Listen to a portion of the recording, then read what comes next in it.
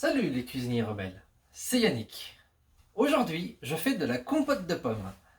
Si vous n'avez pas vu la vidéo, je vous mets le lien tout de suite ici. En faisant de la compote, bien évidemment, j'ai eu des déchets de pommes.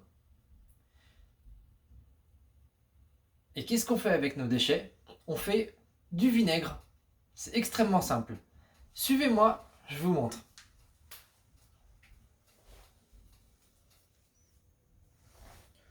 Donc pour cette recette, il vous faut des déchets de pommes, des trognons que j'ai coupés en 3 ou 4 parties, peu importe, de la peau, des bocaux. Ici, j'ai 3 bocaux de 2 litres et du sucre pour la fermentation de notre vinaigre.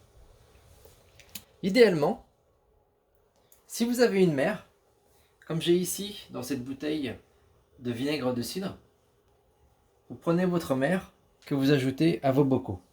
Mais ici, je vais vous montrer comment faire lorsqu'on part de zéro. Dans votre bocal, vous mettez des déchets et vous remplissez environ 2 tiers ou la moitié de votre bocal.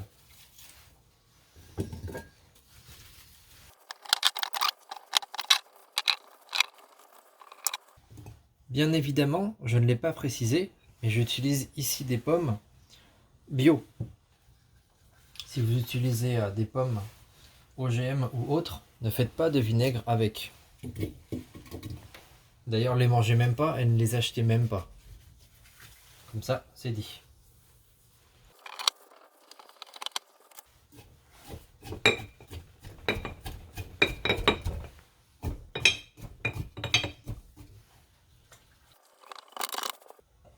Une fois que vos déchets sont dans les bocaux, vous ajoutez une cuillère à soupe de sucre. Le sucre ici va nous permettre d'accélérer la fermentation. Vous remplissez vos bocaux avec de l'eau filtrée.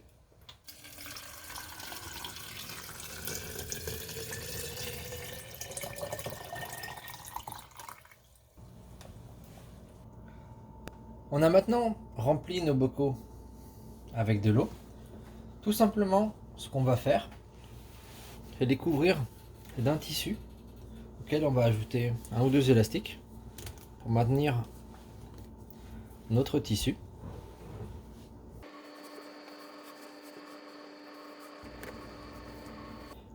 Et voilà, on va maintenant placer nos pots dans un espace fermé, protégé à l'abri de la lumière, et on va laisser nos pots fermenter pendant 1 mois avant de pouvoir les filtrer. Et là vous vous dites sûrement, mais le mec, c'est n'importe quoi ce qu'il fait. Il a 3 tonnes d'épluchures, il en met un tout petit peu dans 3 bocaux, et qu'est-ce qu'il va faire du reste? Bah tout simplement, le reste, on va le mettre dans des sachets, et on va les congeler. De façon à ce que dans plusieurs mois, si j'ai envie de refaire de nouveau du vinaigre de pomme, j'ai juste à ressortir mon sachet, je prépare mes bocaux et c'est reparti pour une nouvelle fermentation. Donc, prenez simplement vos déchets, sachet en plastique et au congélateur.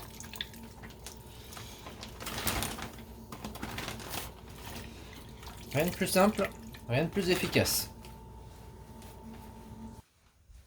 5 semaines sont passées.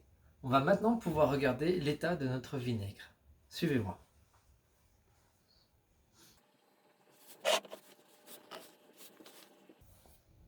On peut voir que nos déchets ont commencé à fermenter.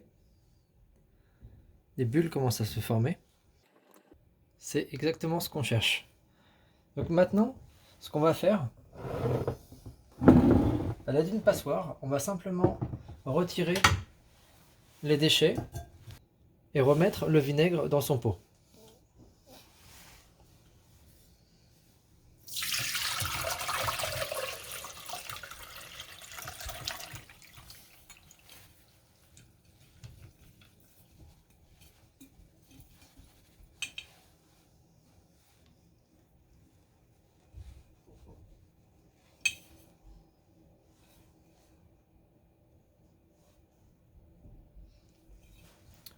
Vous voyez que le pot a encore pas mal de déchets.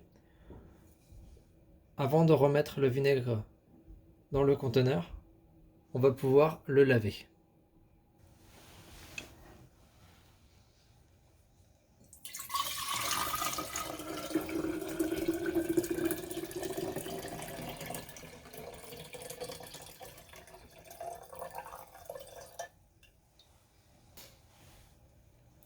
Voilà, notre vinaigre est prêt. Dans le temps, votre vinaigre va vieillir. Pas forcément prendre cette couleur-là, parce que la couleur va dépendre de l'origine des pommes que vous utilisez. Une mère dans ce pot, si vous pouvez voir, une mère s'est formée. Donc celle-ci, elle est plutôt ancienne, ça fait plus que 2 ans que je l'ai. Je vais pouvoir l'intégrer à mon nouveau pot pour améliorer mon vinaigre.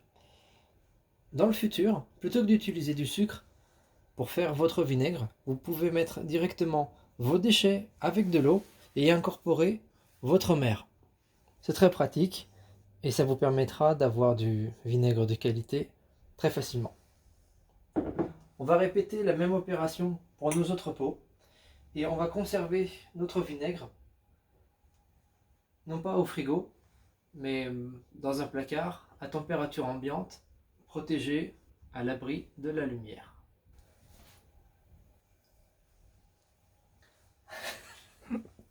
¿Qué te pasa?